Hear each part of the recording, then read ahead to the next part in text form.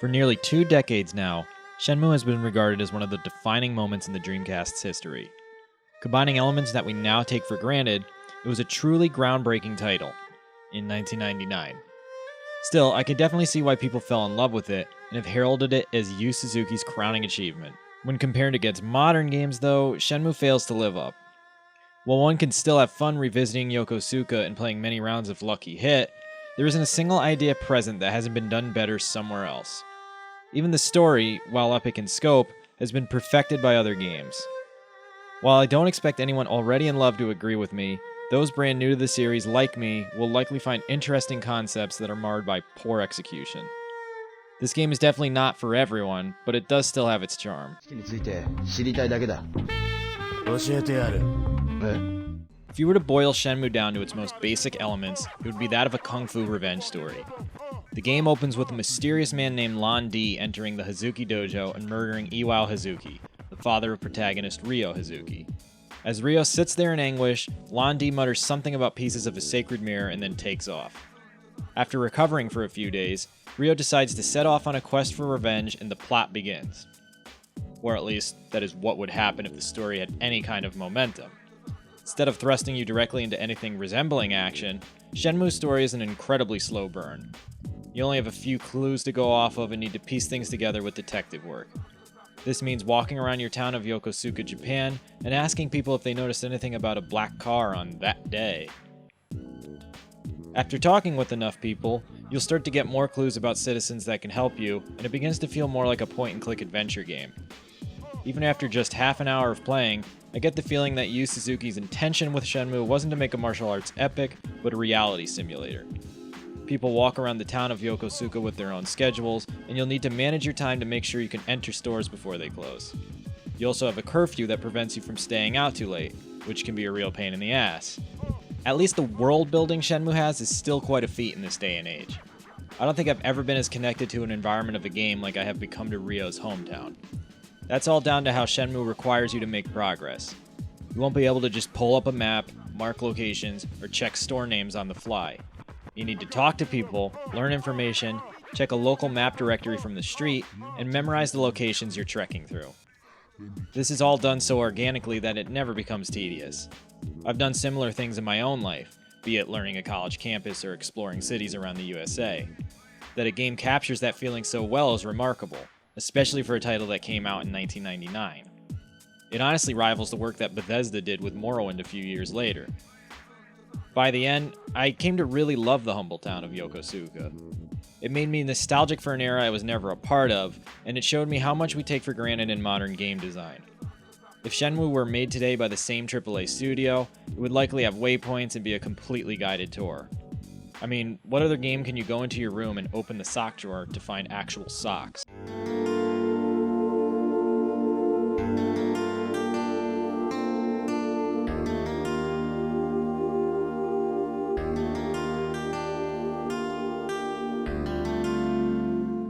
Where things start to crumble, though, is with the pacing. While all this attention to detail and world building is nice, Shenmue really has no respect for the player's time. While moving through the story, you'll get a lead on some information, then be told to return at 2 p.m. the next day. Instead of being able to skip time, or even just jumping straight to that point, Shenmue makes you wait out the clock in-game. Depending on how early you are to certain events, this can mean an entire hour needs to be wasted before you can go to sleep for the next day. There are distractions in Yokosuka to help you pass that time, including some classic Sega arcade games, but that comes off as a bandage to a problem that could have easily been tweaked. I understand trying to stay true to the original vision of the game, but why not just add Shenmue 2's time skip feature as an option? There is a new feature in this HD port of being able to skip directly to specific sections of Yokosuka from Ryo's house, so why hold back the one feature that could have improved things dramatically? Another thing that is completely lacking is the combat system. Somehow, Shenmue has both an advanced and deep combat system that also manages to be really finicky and sloppy. You'll do battle in a fashion similar to Virtua Fighter, of which Shenmue actually uses Virtua Fighter 3's engine, but the camera system is all over the place. Making matters worse, you're constantly up against multiple foes, and Ryo has no idea of which person he should be targeting at any given time. If battles were kept to one-on-one affairs, Shenmue might have actually gotten away with its poor controls, but being ganged up on while you have no real control over your inputs sucks. It is a miracle that you can even win battles at all. I at least appreciate how specific fights will have different outcomes if you fail. It adds another dynamic to Shenmue that is completely missing from modern game design: skippable content. If you know what you're doing, you can skip over entire portions of the game. One segment requires you to get some Chinese letters translated, and if you know which character does that, you can simply go to them and bypass asking for clues. Along with that, there are entire shops that serve no purpose other than to be a part of a living, breathing world. You'll never be required to step foot into them, and most players will never see them, but they exist. I didn't realize the fortune teller was a real thing until I took a gander at the achievement list, for example. While I really dug all of this, it doesn't excuse the tedium that is baked into the experience. The forklift segment that everyone raves about is a prime example of this. It definitely is charming the first time, but quickly wears out its welcome the third time you do it. It serves no other gameplay purpose and mainly exists to drag out an experience that would be about 7 hours long without it. At least when you finally do finish that segment, the final action scene is killer. You don't battle foes that often in Shenmue, maybe 9 times in total, but the build up to that final showdown is incredible. Every skill you've learned and practiced over the game comes back to you in a sequence that goes on for 15 minutes straight. To spoil it would rob the game of its one truly outstanding moment, and I'm not going to steal that joy from anyone. There's still fun to be had with Shenmue in 2018, but a critical analysis of it just makes me think of Ian Malcolm's famous quote from Jurassic Park. Yu Suzuki's team was so preoccupied with whether or not they could, they didn't stop to think if they should. This open world design was truly original and fascinating in 1999, but there really wasn't a need to include half of the features that Shenmue has. Just a few small tweaks could have made this game one worth revisiting, but I'm likely to never replay it after this review. Shenmue 2 picks up immediately following the events of the first game. Ryo Hazuki has arrived in Hong Kong after his previous ordeal and is determined to meet Master Li Xiao Tao. Not even 10 minutes after he has stepped on Chinese shores, Ryo gets robbed, has his ass handed to him, and is forced to take up a part-time job to pay off the nightly fees of the hotel he is staying at. To say the intro accurately captures the fright one would face in a foreign land is understating it. It doesn't take much longer until Shenmue 2 starts to find a good rhythm. It also comes off like Yu Suzuki and his team had a fire under their asses, because the pacing for the first third of Shenmue 2 is dramatically better than the original game. Ryo still walks around asking people for information, but your goal is more clearly defined, the new map system helps prevent you from getting lost, and the wait feature is an absolute godsend. That being said, the biggest departure with Shenmue 2 is that time of day doesn't play as big a factor in the story.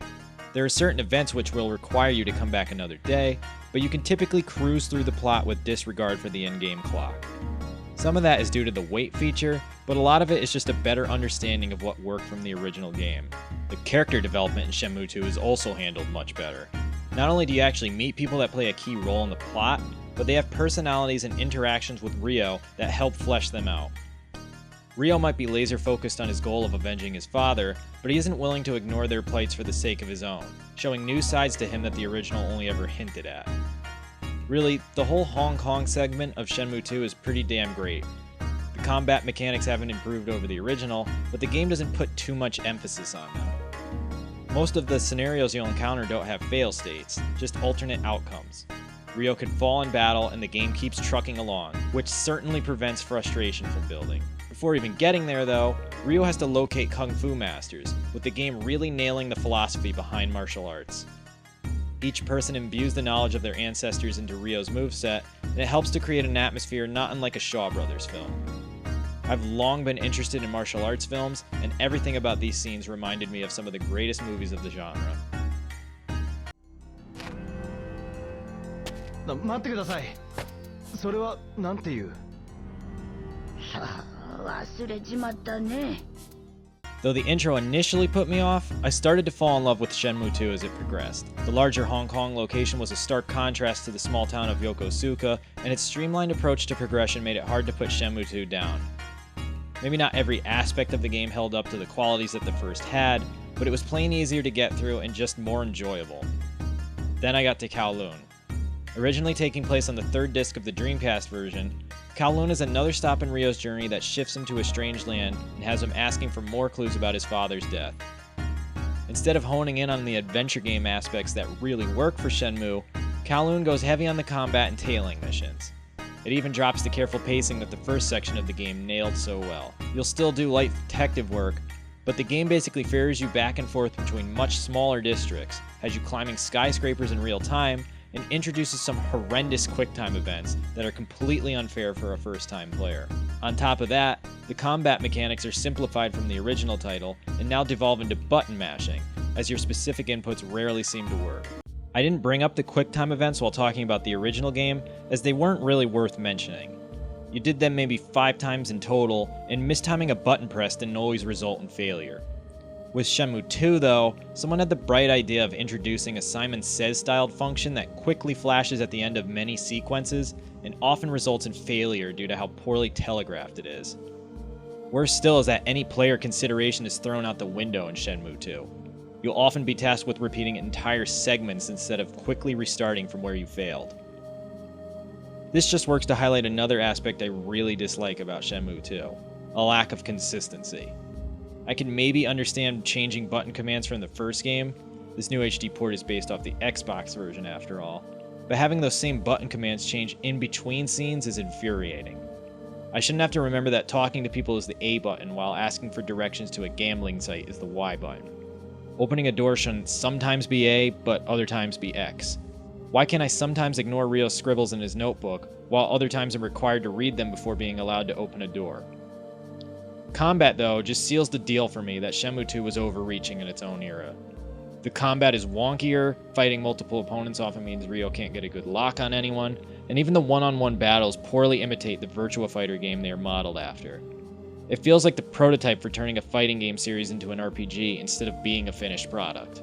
I may have been aggravated in the first game, but at least I can learn a move list and execute it at times. Shenmue 2 just says the hell with that and demands you mash the dodge button enough to wear out your controller. Getting past Kowloon doesn't end the journey though, as Shenmue 2 doesn't know when to say enough is enough.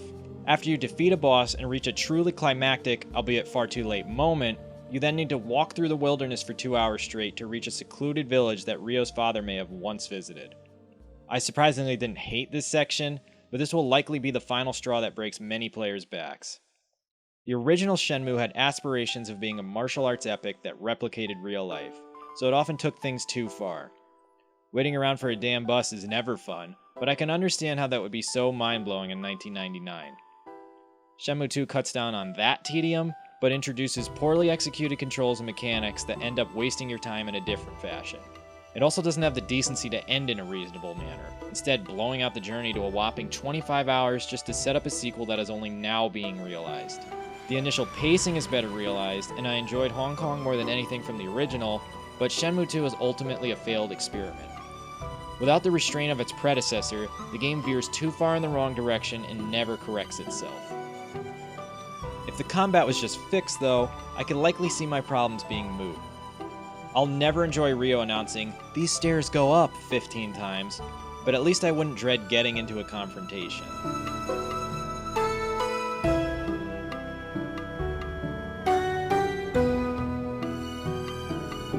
As for how these new ports stand up, they're mostly okay. The visual presentation hasn't been dramatically changed, but the Dreamcast original still looks pretty damn good.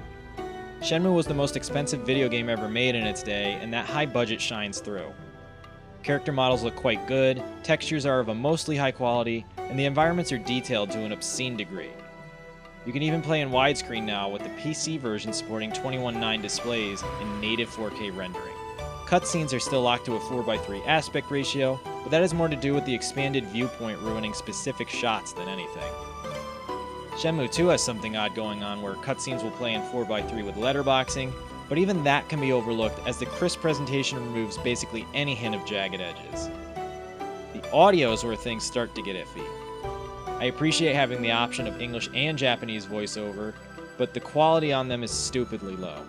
I think something happened with transitioning the files between systems, because I often encountered what sounded like blown microphones, inconsistent volumes, and very tinny compression during conversations. Then there are points where everything was pristine and sounded wonderful. The music, too, suffers from this. At times it is fine, and then it will crackle and pop with some seriously odd compression going on. I'm sure this is a technical glitch more than indicative of the quality, but it hampers the experience some. Fans of Shenmue likely didn't want its HD debut to be riddled with bugs, and this re-release doesn't instill much confidence. I'm not sure if the controls have been overhauled, but Ryo's movement feels a lot more modern than I was expecting. The game still utilizes the right trigger to have him run, but at least turning isn't relegated to tank controls. That being said, you will need to completely turn around if you hit a wall, and making slight movements to the right or left will force Ryo to walk forward, which then has him collide with objects. It is a nightmare in tighter corridors, but manageable when walking down bigger streets. Overall, while bare bones, Shenmue 1 and 2 is a decent enough package. These are easily the best way to experience the games, as they basically do nothing to alter any aspect of the presentation. The color palette might be a bit warmer than the Dreamcast original, but it doesn't look like anything else has changed. Developer D3T has just applied some new blur effects and scaled the resolution up. It doesn't make the games feel modern, but that likely isn't the point. This HD remaster is mainly here to provide fans with a new way to play some of their favorite games. I can't fault Sega too much for wanting to stick to the original vision of Shenmue. If you were worried about compatibility issues or crashing though, then you can rest easy. These ports are fine.